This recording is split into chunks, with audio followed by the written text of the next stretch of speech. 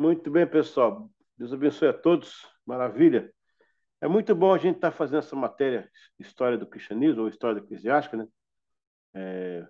Porque é bom você ter uma cosmovisão de uma instituição que você, de certa forma, faz parte, né?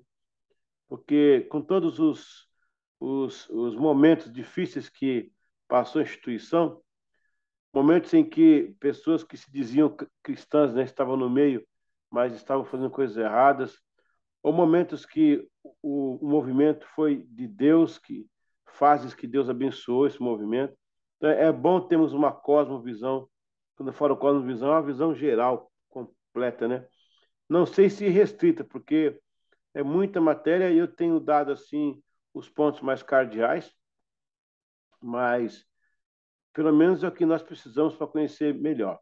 Eu não sei quem lembra no Brasil, você recebia no Brasil, às vezes, um aparelho e vinha dois manuais.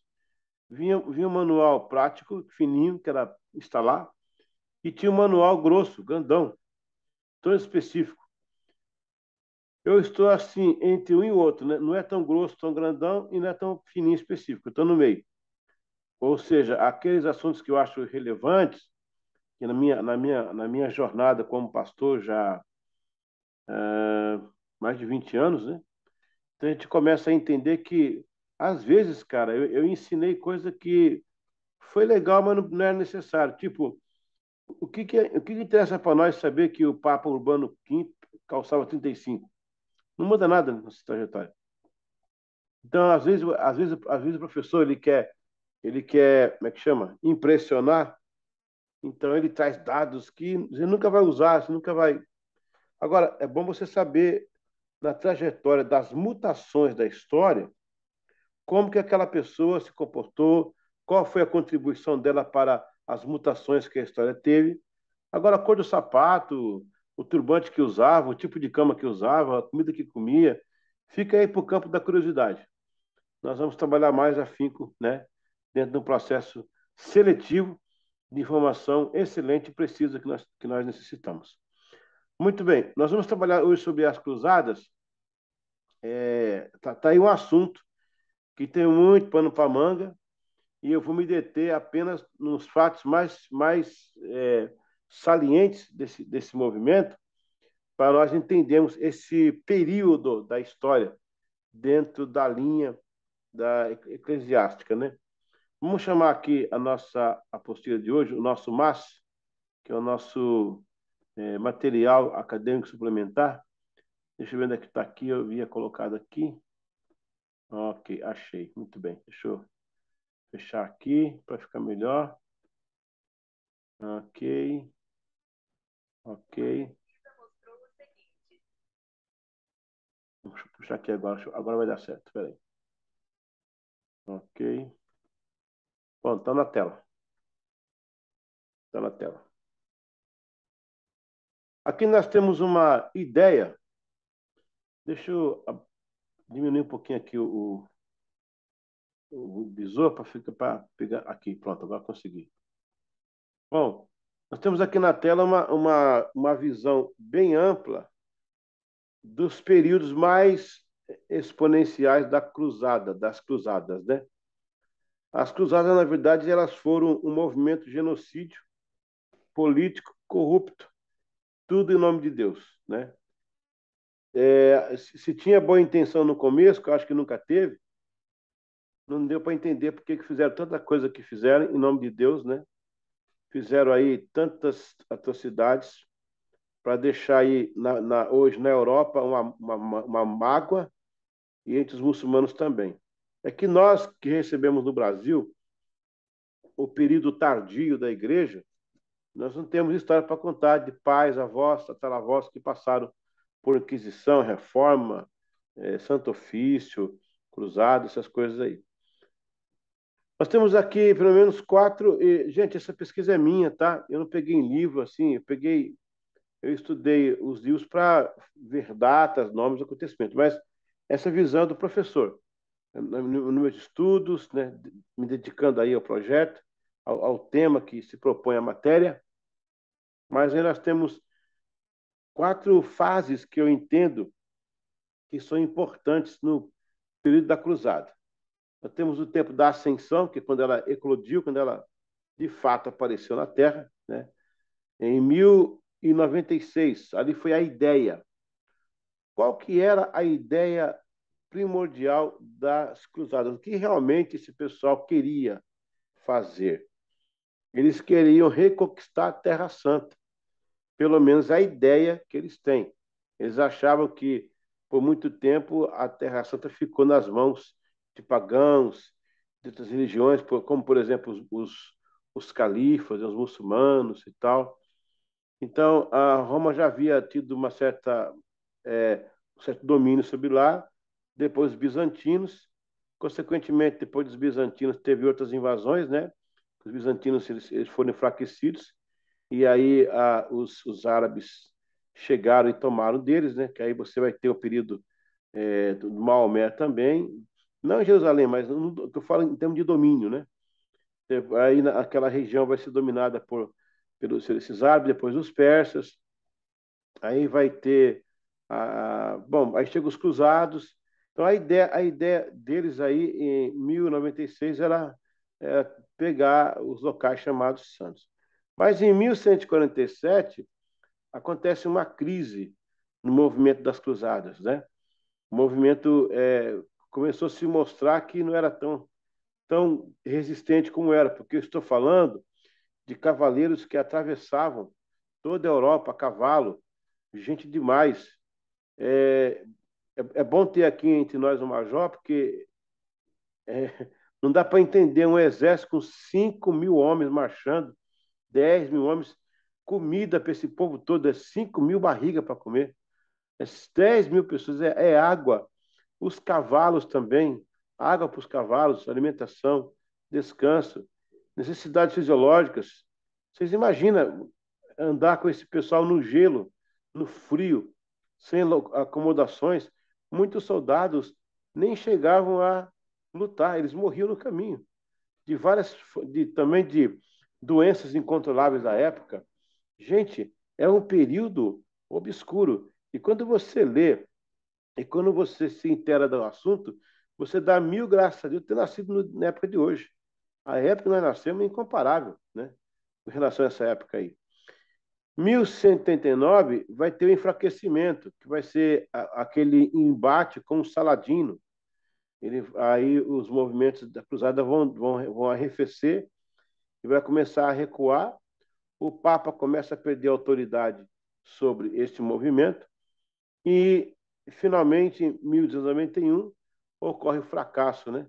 Que é quando os cruzados resistem e eles vão perder seu último posto de comando, que seria a região lá do Acre, no Líbano. Eu já estive lá, eu fiz lá uma reportagem no local onde os cruzados perderam definitivamente a guerra para os muçulmanos e aí nunca mais eles conseguiram se levantar. Então, esse enfoque aí está dando um raio-x das cruzadas. Foram ao todo 7 cruzadas oficiais e mais 6 cruzadas menores, ou movimentos bélicos menores. 7. Isso mesmo. Teve uma cruzada chamada dos Mendigos, teve uma chamada Cruzada das Crianças. Então, na verdade, foram 7 oficiais e 6 eventos menores que a história registra, né? Vamos continuar, então. Bom, aí nós temos a ascensão. Eu vou tentar aumentar mais um pouquinho aqui a tela para vocês verem melhor. Deixa eu ver aqui. Deixa eu ver se tá bom agora aí. Ok? Nós temos, então, o período da ascensão. Não ficou bom ainda não. Deixa eu voltar aqui e me arrumar.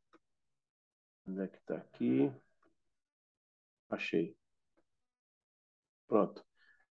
Ah, aqui no período da ascensão diz o seguinte: o medo do clero católico romano bateu de frente com as acusações dos albigenses sobre os desvios católicos, a ideia de conquistas, é, a ideia de conquistas, que é, não, não, peraí, sobre a católica, a ideia de conquistas primeiro da Terra Santa e posteriormente da geopolítica. É o seguinte, a intenção primeira dos cruzados era a conquista da Terra Santa, mas depois ela vira geopolítica. Os caras vão pegar ouro, dinheiro, pedras preciosas, vão adquirir terras, vão construir posses, fora a matança de pessoas, fora também a questão de assédios sexuais. E olha, uma coisa só. Começa com uma ideia interessante, mas no meio do caminho a coisa fica muito obscura. Então, a ascensão, o que levou também essa cruzada, esse empreendimento de cruzada, era o medo que o clero católico tinha de frente de muitas acusações que recebiam. Porque, olha só, essa questão de reclamar contra o clero romano não é de agora. No tempo ainda dos montanistas, Pedro Valdo, em 1139, né, você vai ter os reformadores, que o John Wycliffe, 1300 e pouco, o John Hus, 1400, o Savonarola, 1400.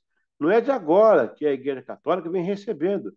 Inclusive pessoas que eram letradas. Olha, o caso do Savonarola, ele comprou uma tradução bíblica. Esses caras falavam com base. Então a Igreja Católica uniu o útil ao agradável, a fome com vontade de comer, e falou, vamos para cima. Os albigenses aí também provocaram, né? Que foram os catarinos, catarinos não, os cataristas, né? E essa foi a ascensão, a grande ideia, né, de começar a primeira cruzada. Apesar que a primeira cruzada não foi tão oficial, foi a dos mendigos, né? Depois veio aquela bélica. Olha o avanço aí. Foram várias cruzadas com participação direta de alguns países europeus, sob uma aliança com o Papa e a Igreja Católica. Eles avançaram sobre outros países, provocaram os muçulmanos, conquistaram partes da terra e foi uma campanha bélica avassaladora. Então, na verdade, não tinha muito espiritualidade nesse negócio, não. Eles queriam mesmo era conquistar e romper. Também tem que entender que os reinos europeus foram para cima dos orientais, no caso dos muçulmanos também, porque eles também estavam com medo, né, do crescimento do muçulmano, do crescimento oriental. Isso também dava muito medo para eles. Aí o recuo. A injustiça covarde feita a alguns países, inclusive aos muçulmanos, despertou uma ofensiva tão resistente que as cruzadas recuaram de forma preocupante, enfraquecendo de vez o movimento. Eles provocaram tanta raiva das pessoas, dos reinos locais, né, que suscitaram contra eles mesmos uma perseguição, um embate, né, ao ponto de querer recuar. Agora vem o resultado. O fim das cruzadas deixou para trás um amor, desculpa, um mar de sangue, está errado ali, um mar de sangue. Deixou um mar de sangue. Duas companhias foram frutos desse movimento, que são os templários e os hospitalários. Eu estive lá no local dos hospitalários, eu estive no local original dos templários, né, lá em Acre, e desses dois últimos, o que ficou de bom foram os hospitalários, que deu origem aos nossos hospitais. Então, se tem uma coisa boa desse período que restou, foi só isso aí. Foi a ideia dos hospitalários, aquele que hoje nós temos os hospitais. Os cruzados geralmente usavam roupa branca, tipo de saco, né? Com uma cruz vermelha pintada no meio. Basicamente aqui o símbolo da Inglaterra ainda, porque era daqui que os cruzados, né? Mas eles também usavam a cruz de Malta. A cruz de Malta, ela foi criada por alguém lá em Malta, na ilha de Malta, né? E ela se baseava, porque a cruz de Malta é aquela cruz do Vasco da Gama aí. Existia um time no Brasil, ele não sei se ele existe ainda, acho que já acabou faz tempo, é o chamado Vasco da Gama. Ele tinha essa tô brincando, ele existe ainda. Ele tinha essa cruz. A cruz do Vasco da Gama, ela vem do meio, ela cresce nas pontas, fazendo duas pontas, cada haste. Então são dois, quatro, seis, oito. Os templários fizeram esta ideia em cima das oito bem-aventuranças que aparecem lá em Mateus capítulo 5, de 1 a 12. E também existiam oito declarações de lealdade para servir como um cavaleiro, né, cruzado. Então existe toda uma filosofia, uma iconografia explicativa em cima disso aí. Os hospitalários, por sua vez, foram aqueles que eram designados para cuidar dos que vinham da guerra ferido, né? E aí a ideia de hospitais ficou até os dias de hoje. É claro que devia ter algo parecido, com outro nome, talvez uma outra estratégia, mas de fato isso aí foi uma herança dos cruzados e uma boa herança, a única, né? Por sinal. Vamos lá para o início, né? Do século XI, né? 1200, 1090 e pouco, 96, né? Até o século XIII. O mundo vai presenciar a Marcha Santa, o que não faz jus ao título, né? Porque não era santa coisa nenhuma. A Europa era cristã e liderada pelos papas decidiram conquistar as Terras Santas.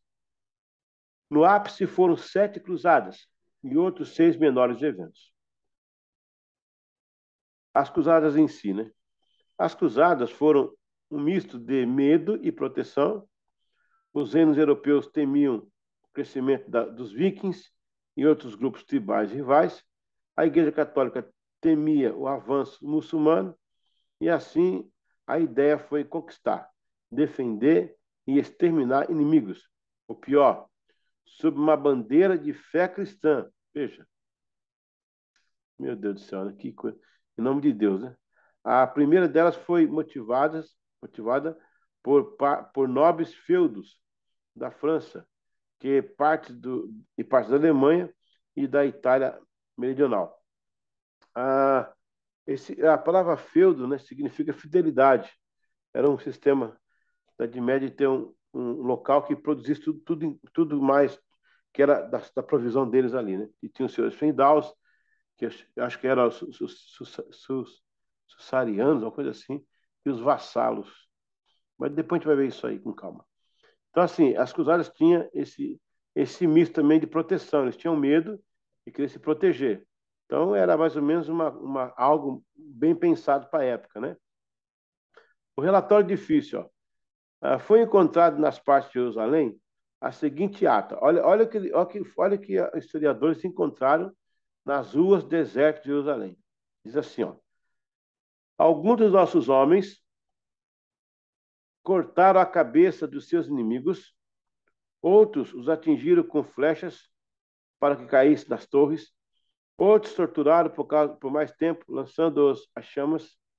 Era necessário abrir o caminho entre os corpos de homens e cavalos para poder passar. Você imagina que Deus vai querer uma coisa dessa, né?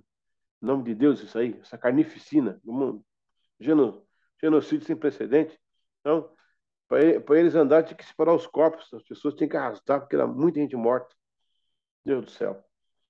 A triste realidade. Homens cavalgaram com sangue. Olha, Major, olha esse relato aí desse final de guerra aí, ó. Homens cavalgaram com sangue até os joelhos e as rédeas. Na verdade, não era um mar. A ideia aqui não é um mar, né? Igual a praia que você fica de joelho ou um rio. Era o sangue estava melando, né? A roupa dos caras vinha até né? Os joelhos.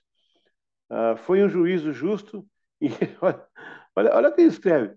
Foi um juízo justo e esplêndido por parte de Deus encher esse lugar com o sangue dos infiéis. Meu Deus do céu, cara. Uma vez que o templo havia sofrido com as suas blasfêmias por tanto tempo. Meu Deus do céu, o cara fala um negócio desse que, olha, é inconcebível, né? Tanta matança em nome de Deus, ainda vem uma frase dessa para dar um tiro no pé. Deus nos livre, né? Vamos entender a questão da ignorância aí. Sobre uma frase, aí, olha só isso aqui, ó. Sob uma frase chorando de alegria, os soldados é, da primeira cruzada deram as mãos ainda pingando sangue e ajoelharam para orar na igreja de Santo Sepulcro.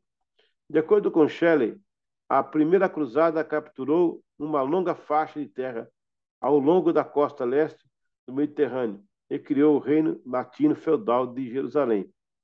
Olha, os caras deram as mãos, rapaz, chorando de alegria por matar tanta gente e achar que Deus está do lado deles, né? Misericórdia. É uma coisa assim, bestial. Ah, eu acho que.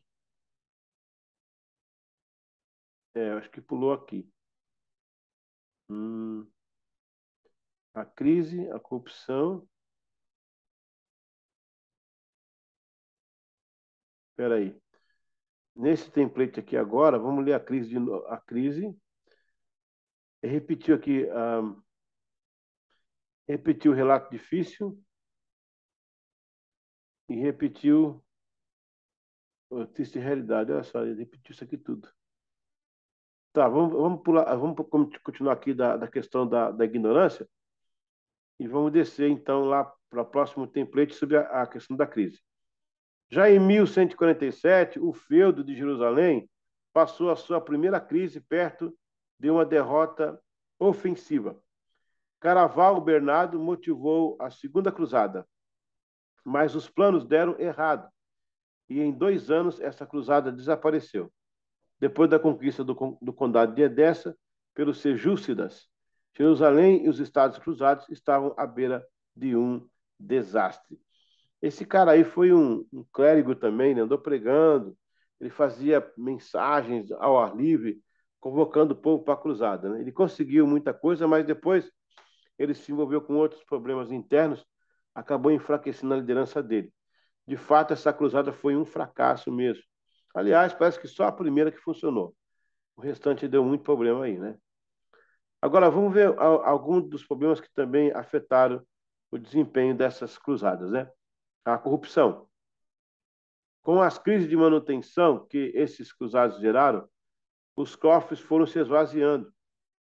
A igreja precisava de dinheiro e assim os sinais de corrupção da Santa Causa, Santa Causa, abre esse parênteses aí, né? Estava aparentes. Desta feita, transformaram os benefícios espirituais em fonte de renda. Na confissão de pecados, na passagem pelo purgatório, e outras bênçãos, que o ápice foi.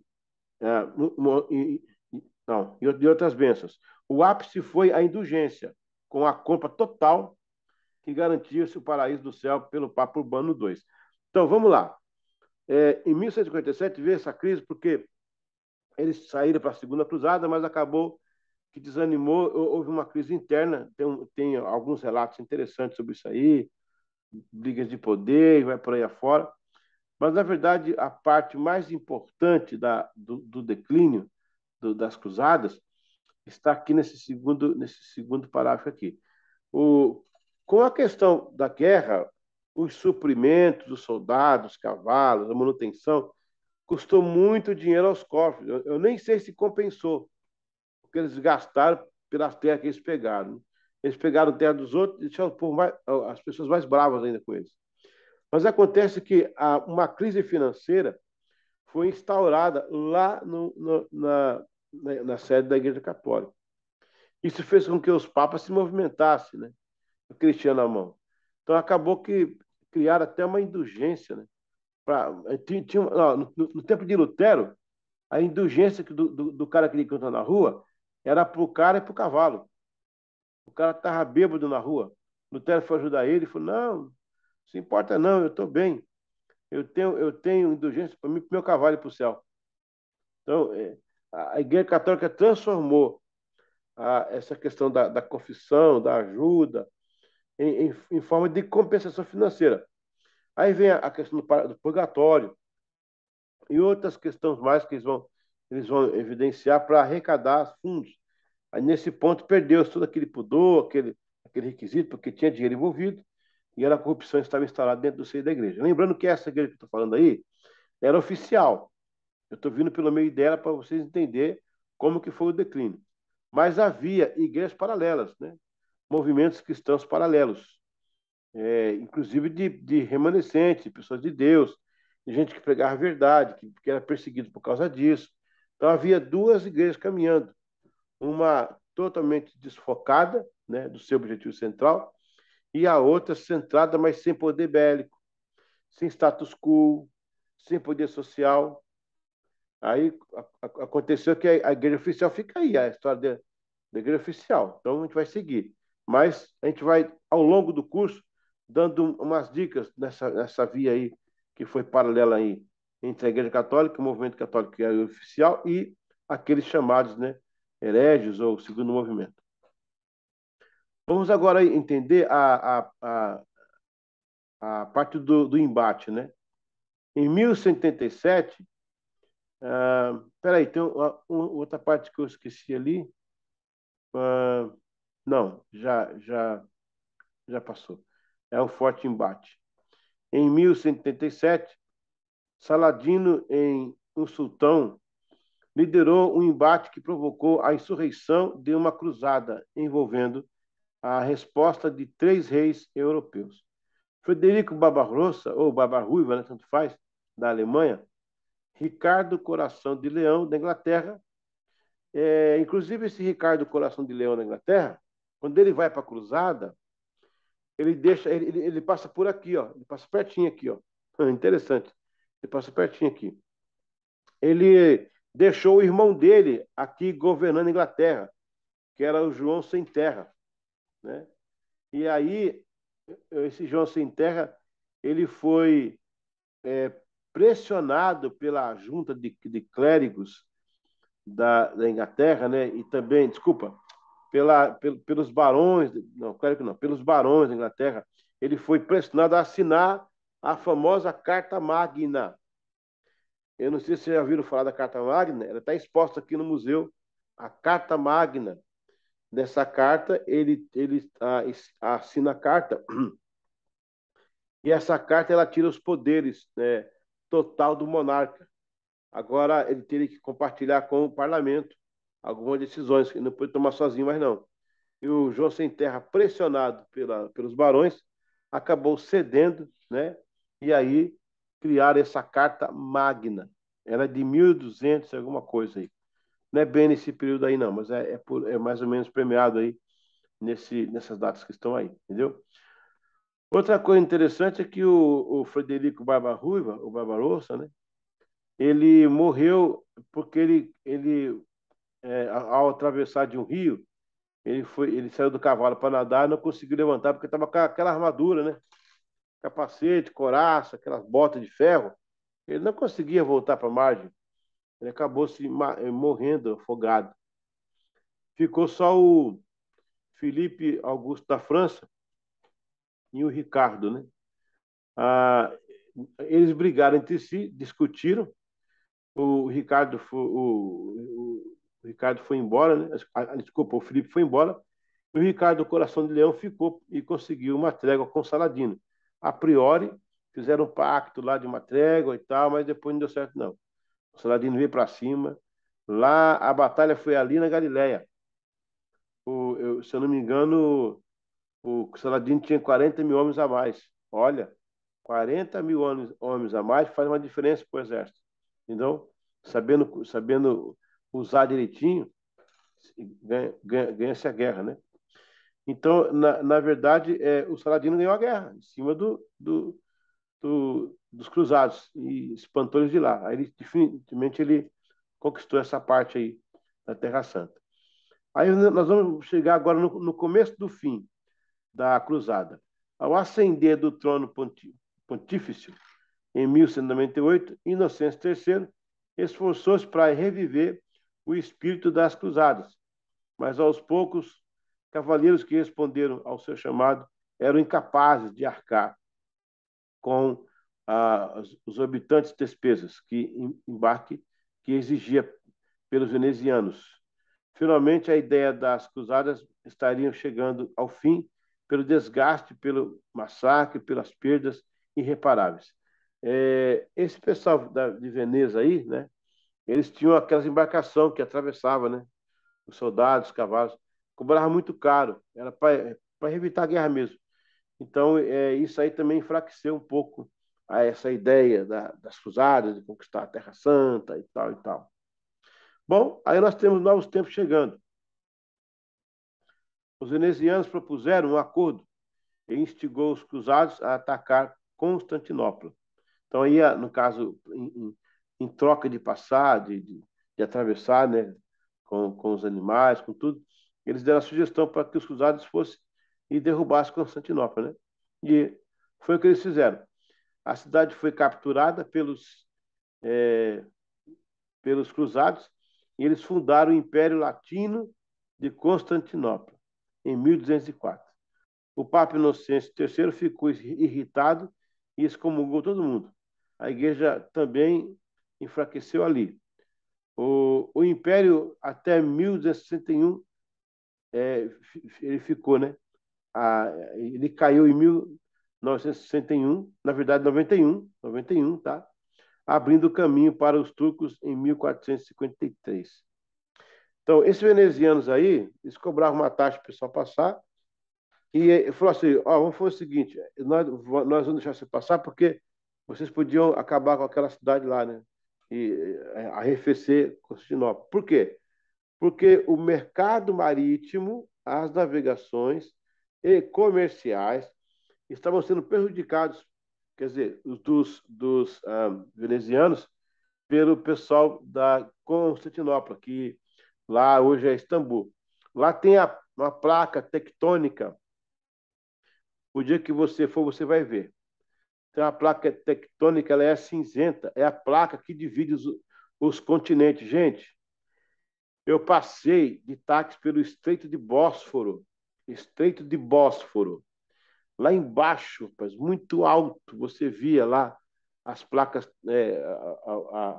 a posição dos continentes, né? Assim, o Estreito de Bósforo é uma coisa assim fantástica, fantástica. Não tem como vislumbrar, não. Ali é realmente a separação entre os dois continentes. Você não sabia, mas a Turquia é um país que fica em dois continentes.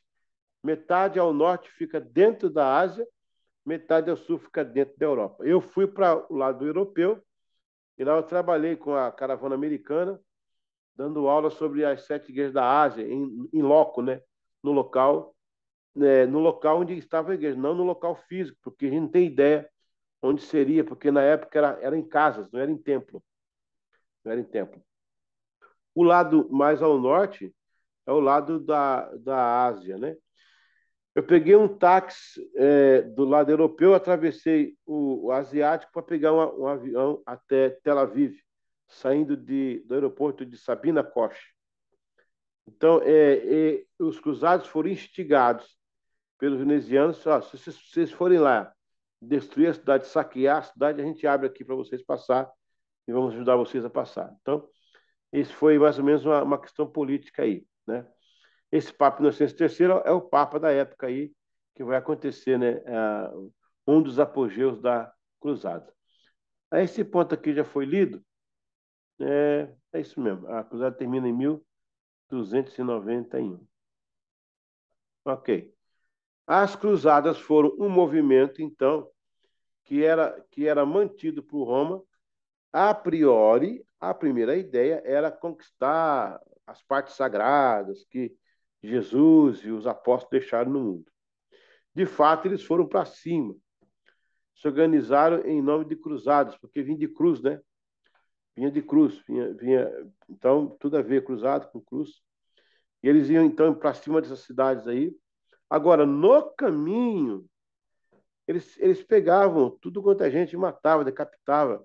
Igual eu falei na outra aula, a raiva do muçulmano não é contra Jesus, é contra os seguidores, contra a igreja em si, né? Então, é um período obscuro. Olha, a cruzada começa em 1099, vai terminar em 1291. Olha só, 1099, 190, 290, né?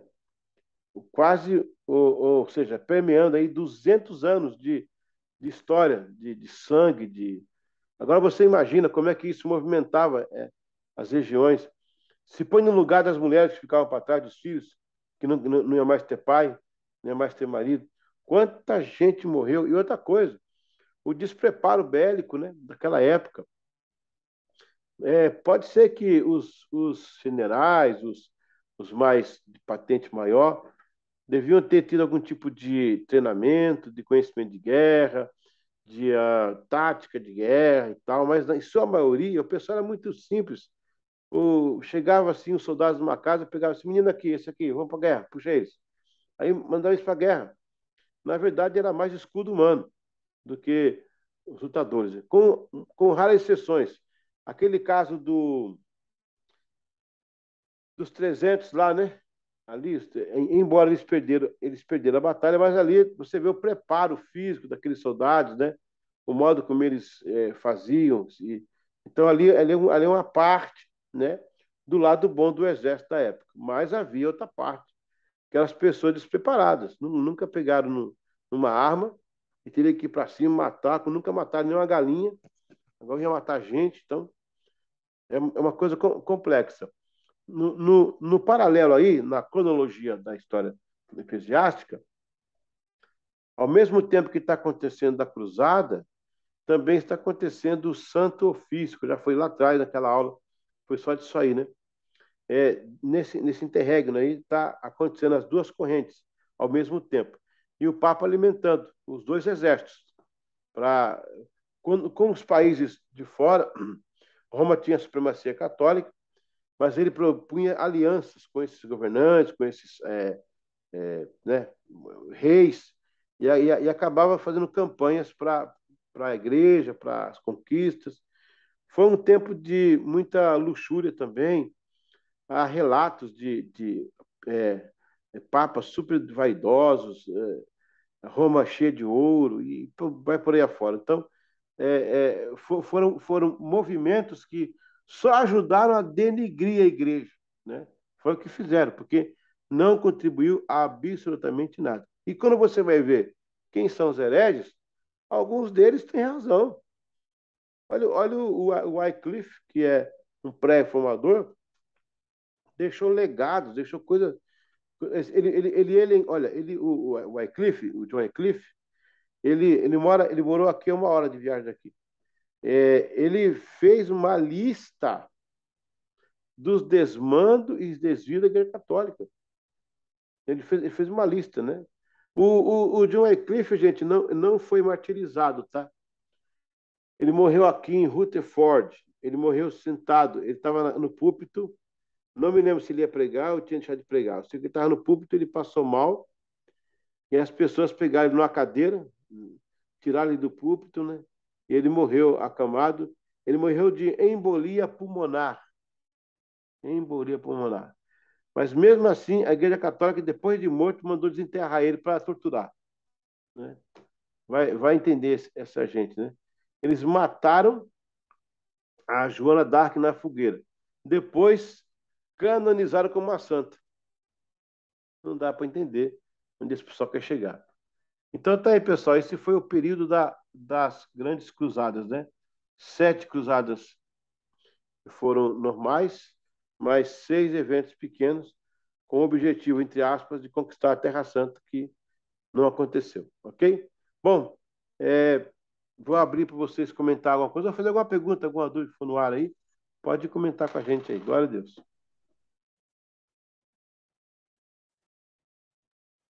A intenção dessa galera, então, era chegar em Jerusalém. A priori sim, depois não. Depois a ideia dos caras era saquear. Era saquear. Inclusive, cara, eles encontraram tesouros, né, dos monarcas de outros países, coisa que escondida, tesouros que, sei lá, as nações tinham. Então, eles queriam era ouro, prata, dinheiro, escravos. E aí o movimento passou de um movimento religioso, né, que eu tenho minhas dúvidas se foi isso mesmo, para um movimento bélico de, de, Uhum. de guerras, de conquistas geopolíticas e vai por aí afora. Tanto é que em 1917, na instauração, no finalzinho da Segunda Guerra Mundial, da Primeira Guerra Mundial, a, aqui a Inglaterra ela era portentora da toda a Arábia ali, todo o Oriente Médio mais ou menos. Por eles que dividiram as terras, que colocaram Israel de volta, essas coisas daí, entendeu? Então a ideia era essa. O começo era realmente conquistar a Terra Santa. Romântico, né? Bonito, vou chorar. Mas depois não. É matando criança, velhos e fazendo a farra. Isso foi um problema muito sério. Tem um filme que acho que ele vem com esse nome cruzado, né? Tem, tem, tem. É bem recente aí. Ele traz todos esses personagens aí. É isso Salvador, mesmo. Rua. E os caras perderam, né? Mas deram muito trabalho. Deram muito trabalho. Se desse certo mesmo. Eu tive lá em Acre, Major, o local onde os cruzados viviam, estava soterrado com 60. Eu sei que desaparecia, era uma duna assim, de areia. Alguém desconfiou que tinha alguma coisa, começou a mexer, encontrou um pedaço de muro, mas já era o teto de um castelo.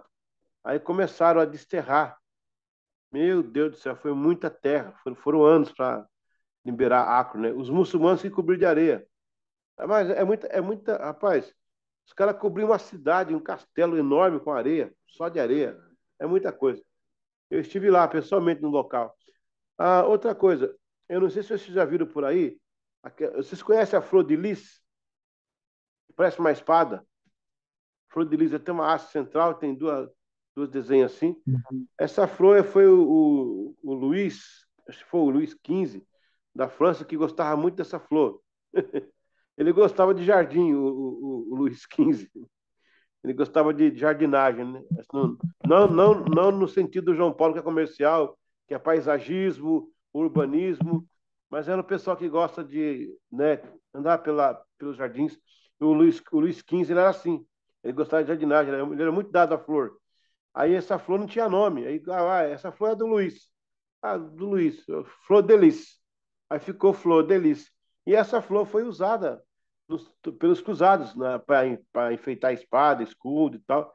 Ela estava meio. Porque ela parecia uma espada também. E se virasse ao contrário, parecia uma cruz. E aí vai, é muita coisinha em volta disso aí, né? Muita coisinha. E o interessante é que os cruzados eles tinham entre eles, né, 8 votos de lealdade, né?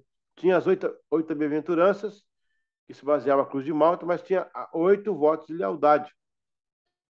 Tem lendas, né? Essa questão do o Arthur, né? O rei Arthur e a Távola Redonda, são lendas. Eu passo aqui nos locais, tem aí. Aqui tem a Sherwood, tá aqui. A selva do Robin Hood, né?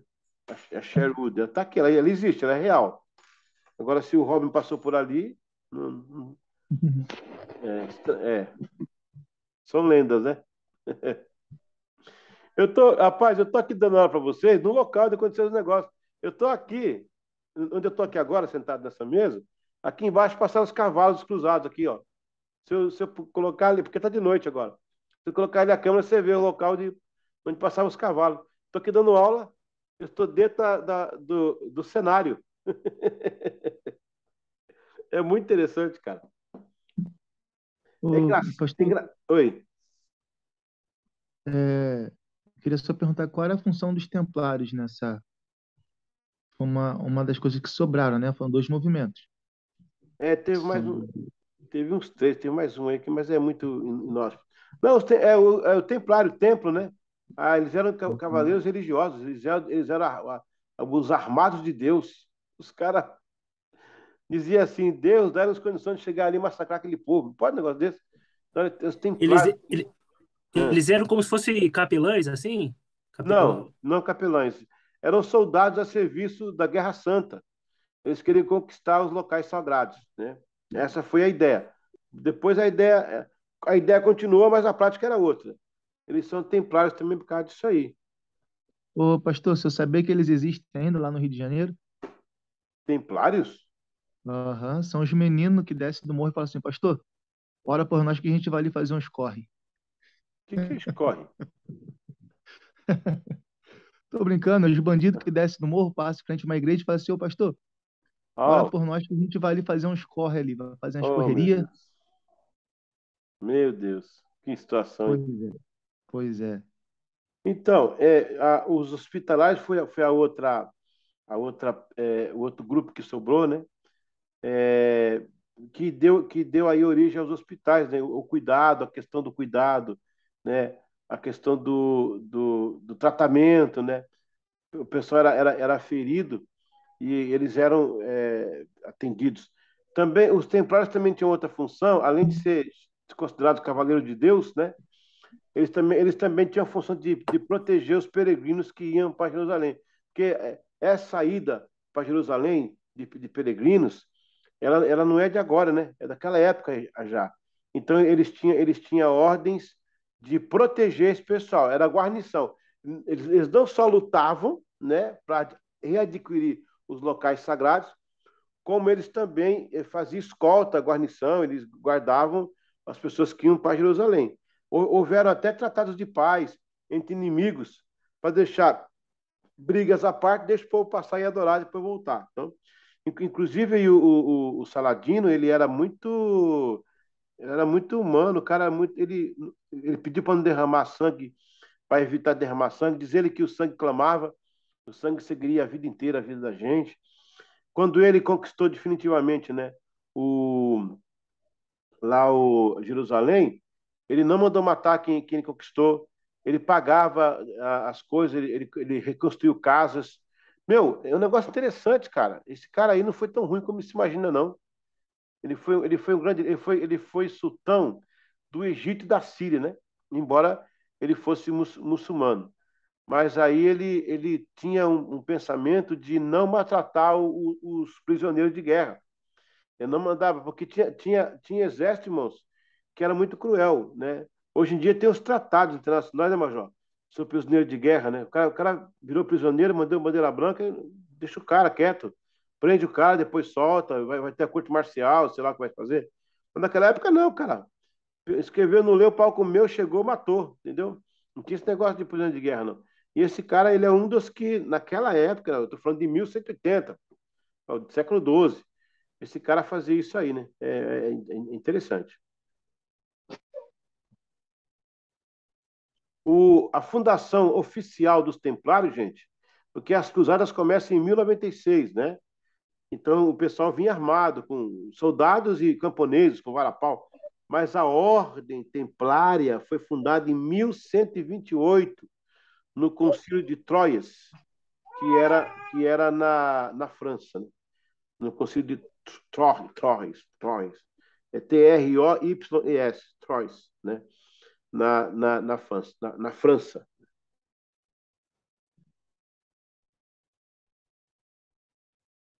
Parece que tem uma criança querendo participar aí. É, a Laurinha, ela tá meio doentinha. Aí eu tô aqui do lado dela.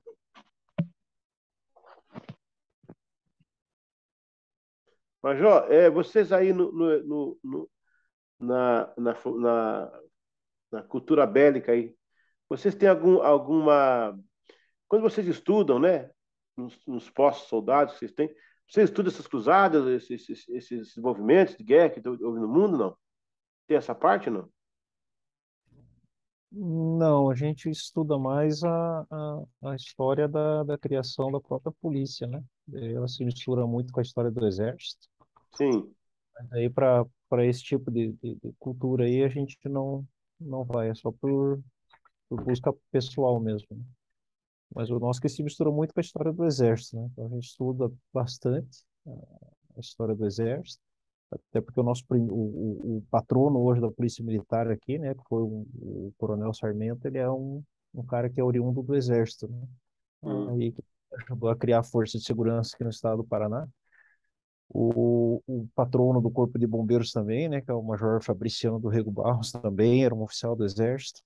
Então a gente tem essas características aqui, né? Mas de fora assim não. A gente não estuda não. É porque eu acho interessante porque essa questão de exército, ela é super antiga, cara. Ela vem lá remota, lá embaixo. E interessante que as estratégias. Eu tenho um livro, Major, de estratégia de guerra.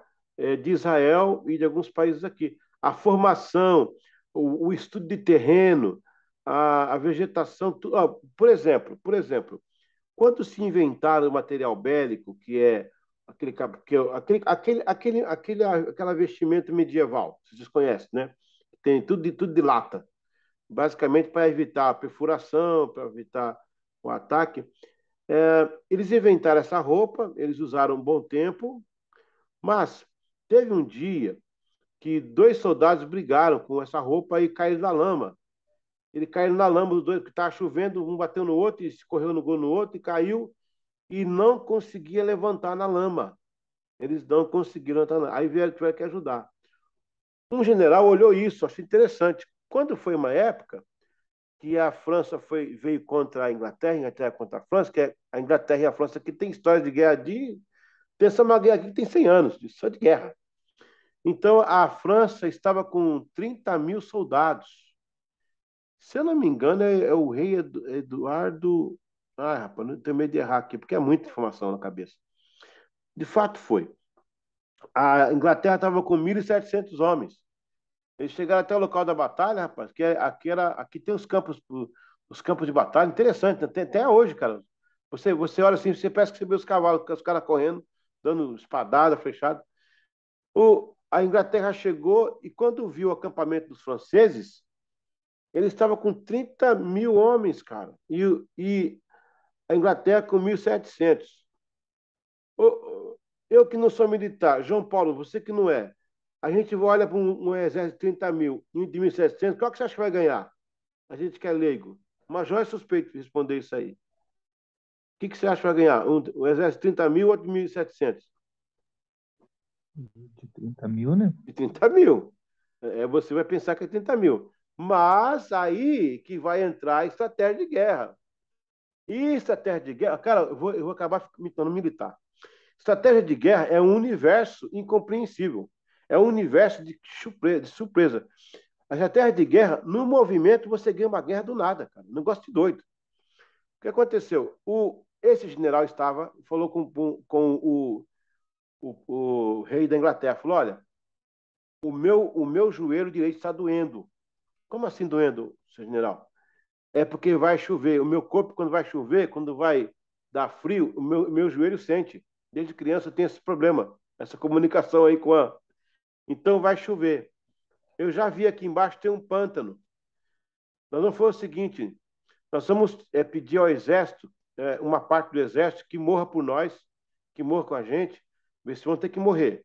E a outra parte dos 1.000 homens vão ficar na floresta sem roupa de medieval, só com roupa de saco, roupa de baixo, mas sem as coisas medieval. Os 700 soldados vão provocar os franceses. Eles vão descer em massa em cima da gente. E nós vamos carregar eles para o pântano. Os soldados do pântano morrerão pela Inglaterra, mas os 1.000 que ficarem nas florestas poderão entrar e matar, porque eles não conseguem levantar com a armadura no chão. Meu amigo, dito e feito, os caras provocaram os franceses, vieram para cima, correram para o pântano. Quando os caras estavam lá embaixo tentando levantar, não conseguia, é só assim, ó, em cima, só lança, matando, matando. 16 mil soldados mortos num dia. Tá? A baixa da França foi quase que total. A França perdeu a guerra. Dá para entender isso? Isso chama-se estratégia de guerra. Então, é interessante. Essa era a época que esse povo viveu aí, né? Os Templários. Os Templários foram fundados por Hugo Pence. Hugo Pence, né?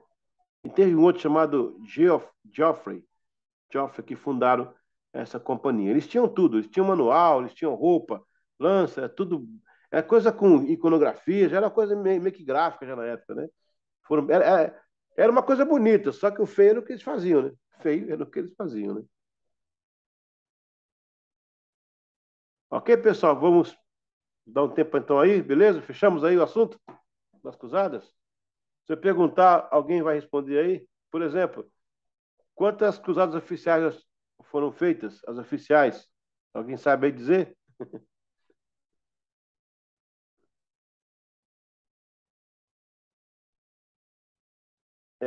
Você falou 7? 7, isso mesmo. E teve 6 menores aí que, né? Quem sabe aí do rei que morreu afogado por causa da armadura? Foi 7, mas eu chutei. É, 7. São 7 e 6 menores, né?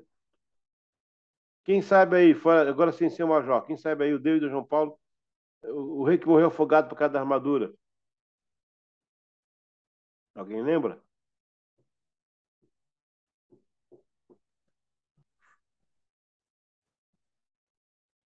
Vai, David. Não, eu tô tentando lembrar o nome do cara. Você falou aí agora há pouco. É o da barba, né?